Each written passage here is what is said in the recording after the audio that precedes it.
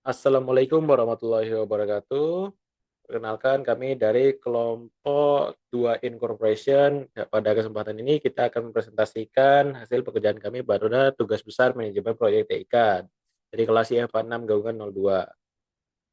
Pertama-tama saya perkenalkan dulu timnya. Nama saya Dawa Maudi Mutahari dengan tim yang sudah tertera. Lalu ada rekan saya Firza Fernanda Sakti, Raihan Dika Setiawan, dan juga Askia Rahma Anggraini. Pertama, saya akan menjelaskan dulu proyek yang kita kerjakan itu apa. Jadi, proyek ini adalah untuk renovasi untuk Smart Classroom dan juga Smart Building untuk KU1. Nah, proyek ini bertujuan untuk merancang, mengembangkan, dan mengimplementasikan sistem smart building dan smart class yang terintegrasi di gedung Cacuk atau KU1. Sistem ini akan mengoptimalkan penggunaan energi, meningkatkan kenyamanan pengguna, dan mendukung proses pembelajaran yang efektif. Nah, untuk selanjutnya masuk ke skop yang akan dijelaskan oleh Raihan Dika Setiawan, dipersilakan. Baik, untuk selanjutnya skop ada beberapa, yaitu inisiasi proyek yang terdiri dari pembentukan tim proyek. Nah, di dalam pembentukan tim proyek ini ada penunjukan project manager, identifikasi identifikasi anggota tim proyek. Nah, dan kedua, yang pada inisiasi proyek ada kick-off meeting yang berisi pembahasan ruang lingkup proyek, diskusi awal spesifikasi dan kebutuhan proyek, dan penyusunan rencana awal proyek. Nah, untuk selanjutnya ada perencanaan proyek, yaitu ada penyusunan rencana kerja, anggaran proyek, dan pengadaan barang dan jasa. Dan isinya ada terdiri dari masing-masing. Yang penyusunan rencana kerja ada pengembangan jadwal proyek, kedua identifikasi milestone proyek, ketiga eh, selanjutnya pada anggaran proyek terdiri dari estimasi biaya material dan perlengkapan, estimasi biaya tenaga kerja, kontingensi anggaran, dan untuk pengadaan barang dan jasa terdiri dari identifikasi vendor dan supplier dan negosiasi kontrak dan pembelian material. Nah, untuk selanjutnya desain dan spesifikasi teknis ada desain untuk ruangan, spesifikasi furniture, spesifikasi perangkat elektronik dan kebutuhan lain, dan penyesuaian akustik dan pencahayaan. Nah, dari masing-masing memiliki detail terkait tersendiri. Nah, untuk selanjutnya, keempat ada implementasi dan pengadaan fasilitas, yaitu ada yang pertama ada pemesanan dan pengadaan material, kedua instalasi fasilitas, ketiga pemasangan infrastruktur tambahan, dan dan di dalamnya terdiri dari detail-detail sendiri. Dan selanjutnya untuk pengujian dan validasi ada pengujian elektronik dan koneksi dan uji kelayakan fasilitas. Nah, untuk yang keenam yaitu pelatihan dan sosialisasi. Yang pertama ada pelatihan untuk dosen dan mahasiswa, dan yang kedua dokumentasi penggunaan ruangan. Dan yang terakhir adalah penutupan proyek, yaitu penyusunan laporan akhir, evaluasi proyek, dan serah terima ruangan. Baik, untuk selanjutnya akan lanjut ke time yang dijelaskan oleh saya sendiri.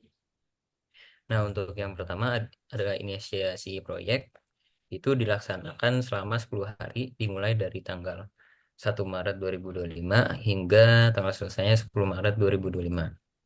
Nah, untuk kedua ada perencanaan proyek yang dilaksanakan selama 15 hari dari tanggal 11 Maret 2025 hingga 25 Maret 2025. Dan untuk yang ketiga ada desain dan spesifikasi teknis. Itu dilaksanakan 16 hari yang dilaksanakan pada 26 Maret 2025 sampai 10 April 2025. Nah, untuk yang keempat, untuk implementasi dan pengadaan fasilitas dilaksanakan 20 hari pada 11 April 2025 hingga 30 April 2025. Dan untuk yang kelima, ada pengujian dan validasi dilaksanakan 10 hari dari 1 Mei 2025 hingga 10 Mei 2025. Dan untuk pelatihan dan sosialisasi itu tidak membutuhkan waktu yang cukup lama, jadi hanya 5 hari dari tanggal 11 Mei 2025 hingga 15 Mei 2025. Dan untuk penutupan proyek juga sama dilaksanakan selama 5 hari, yaitu 16 Mei 2025 dan 20 Mei 2, hingga 20 Mei 2025. Nah, next. Nah, untuk cost-nya terdiri dari yang pertama ada project management, kelas, gedung, pengujian, pelatihan, dan biaya tak terduga, dan terakhir adalah total biayanya. Nah, untuk biayanya dapat dilihat pada tampilan ini, dan total biayanya juga senilai 7.836.190.000. Baik, next akan dijelaskan oleh teman saya. Selanjutnya Oke, jadi untuk selanjutnya untuk bagian integration. Nah, jadi berikut adalah project charter dari proyek yang akan kami lakukan ini. Bisa dilihat untuk nomor satu, General Project Information. Project name-nya itu adalah Smart Building. Executive sponsornya itu Telkom University. Departemen sponsor Rektorat Telkom University. Lalu impact of proyeknya meningkatkan efektivitas dan kenyamanan mahasiswa dalam kegiatan kuliah atau belajar mengajar di kelas gedung Cacuk atau KU1. Untuk timeline-nya ini bisa dilihat dari 1 Maret 2025 sampai 20 Mei 2025. Di sini bisa dilihat untuk project timnya terdiri dari project manager yaitu Dawa Mawardi Mutahari, lalu dengan anggota proyeknya itu ada Firza Fernanda Sakti, Raihandika Setiawan, dan juga Askia Rahma Anggraini. Baik, lanjut deh. Oke, untuk selanjutnya di sini bisa terlihat stakeholder yang terlibat dalam proyek ini. Ada Telkom University sebagai executive sponsor, Rektorat Telkom University sebagai departemen sponsor, Logistik Gedung Cacuk untuk logistik, Ditmawa untuk penyalur sumber daya, IT Department untuk System Integration Manager, lalu ada Dawa Mawardi untuk sebagai project manager dari proyek ini, Dinas Pekerjaan Umum untuk external consultant, mahasiswa sebagai end user, vendor kontraktor konstruksi sebagai kontraktor, dan divisi keamanan sebagai security consultant. Untuk project scope statement-nya, proyek ini bertujuan untuk merancang, mengembangkan, dan mengimplementasikan sistem smart building dan smart class yang terintegrasi di gedung Cacuk atau KU1.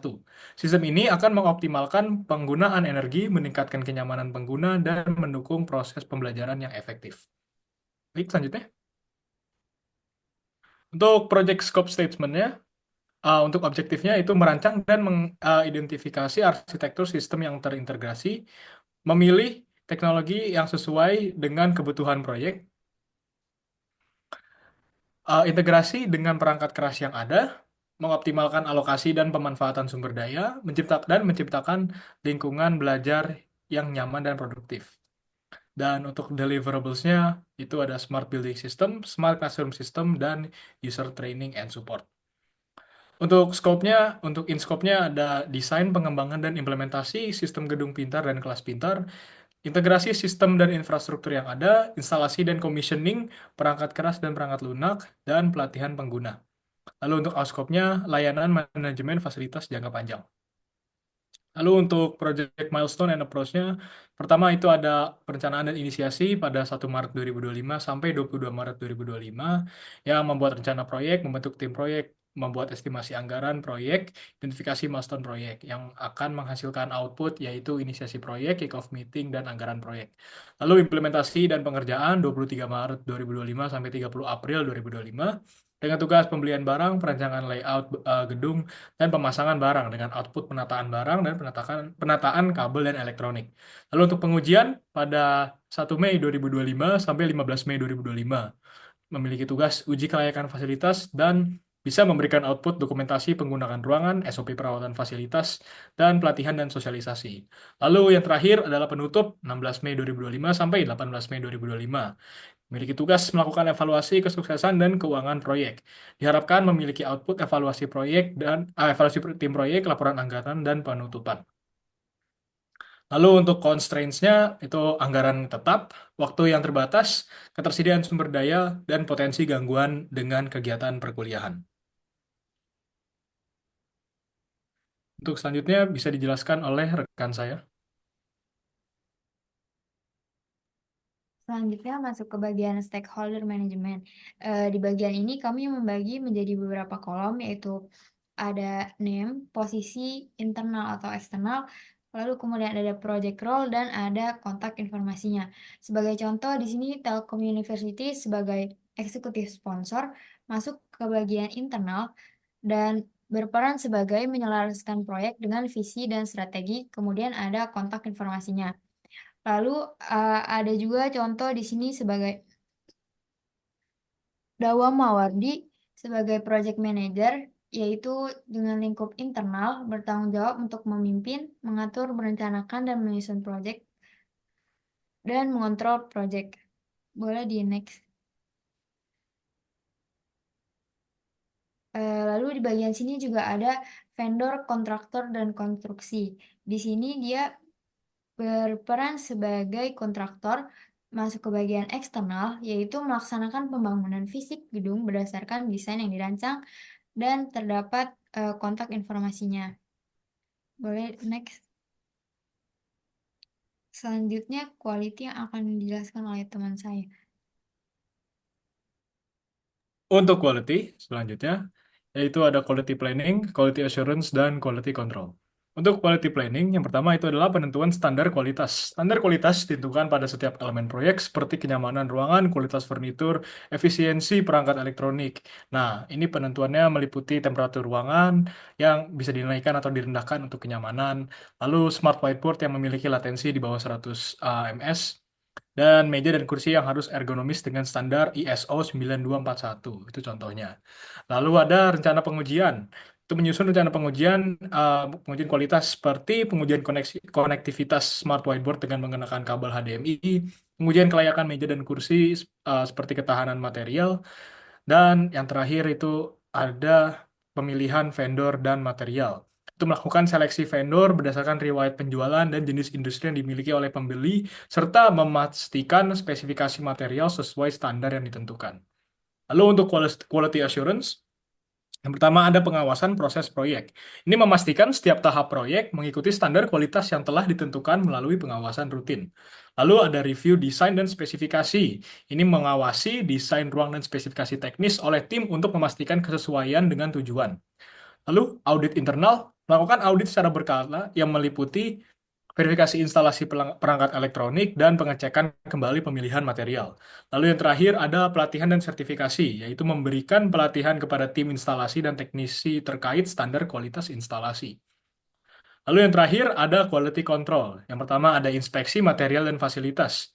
Melakukan inspeksi terhadap material sebelum digunakan, seperti mengecek furnitur untuk memastikan tidak ada kerusakan fisik, verifikasi kelengkapan perangkat elektronik sesuai daftar spesifikasi. Lalu ada pengujian teknis.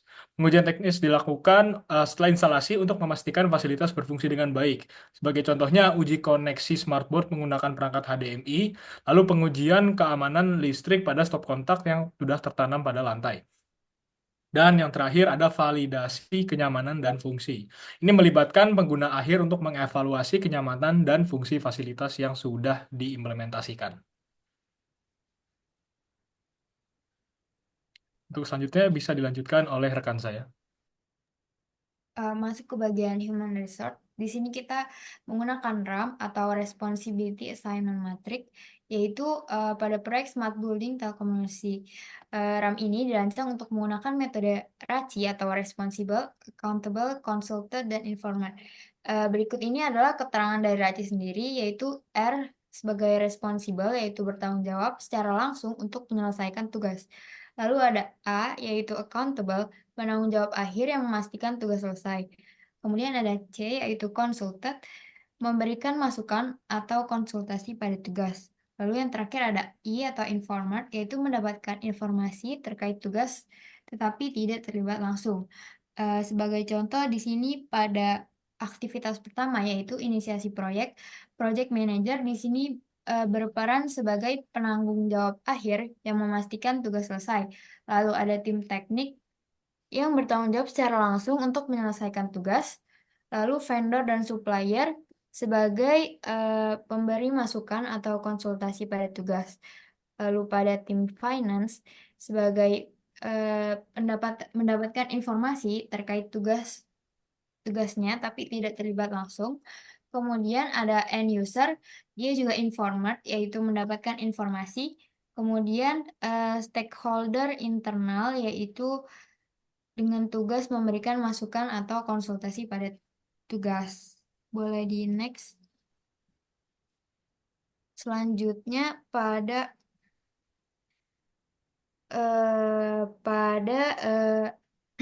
aktivitas keempat, yaitu di sini ada implementasi dan pengaduan fasilitas.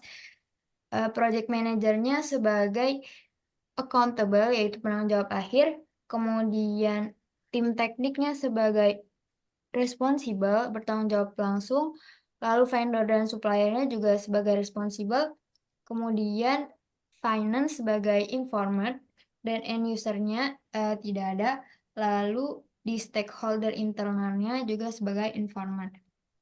Boleh di next.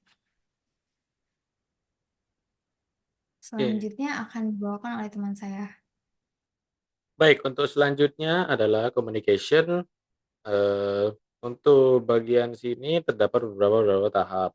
Jadi pertama itu ada standing meeting harian, di mana metodenya ini ada diskusi cepat dengan frekuensi 10 harian dalam kurun waktu 10 menit. Dan tujuannya adalah memeriksa progres harian setiap anggota tim dan mengidentifikasi kendala yang membutuhkan perhatian segera. Nah, ownernya ini untuk step ini adalah project manager dan audiensnya adalah seluruh tim proyek. Lalu ada rapat progres mingguan di mana metodenya meeting dan frekuensinya mingguan di mana untuk membahas status proyek, kendala utama dan pencapaian mingguan dan juga merencanakan pekerjaan untuk minggu berikutnya.